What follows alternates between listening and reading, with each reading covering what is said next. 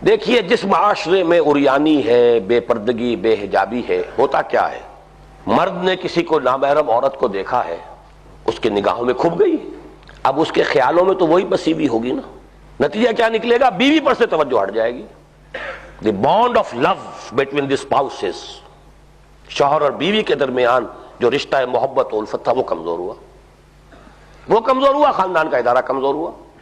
اسی طرح عورت کا معاملہ ہے۔ اسلام نے کہا ہے کہ بے حجابی نہ ہو، بے پردگی نہ ہو، تاکہ پوری توجہ جو ہے شوہر کی بیوی پر، بیوی کی شوہر پر۔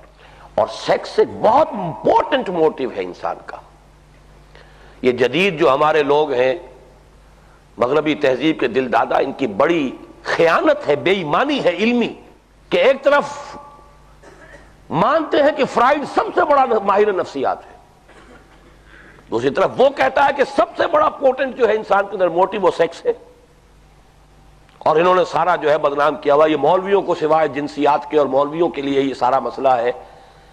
معاذ اللہ، وہاں تو یہ تھا کہ صحابہ کرام کو ازواج مطہرات رضوان اللہ تعالی علیہم وعلیہن اجمعین، آخر ان کے بارے میں احکام دیے گئے۔ ذالک خیر، ذالک اطہر لقلوبکم وقلوبہن۔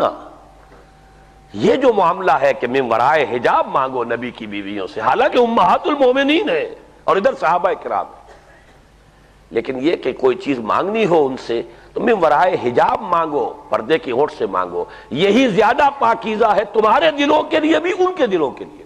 تو حقیقت میں اس کا یہ جو مخلوط معاشرت ہے، اس کی بھی زد وہی پڑتی ہے، ناوک نے تیرے صید نہ چھوڑا زمانے میں۔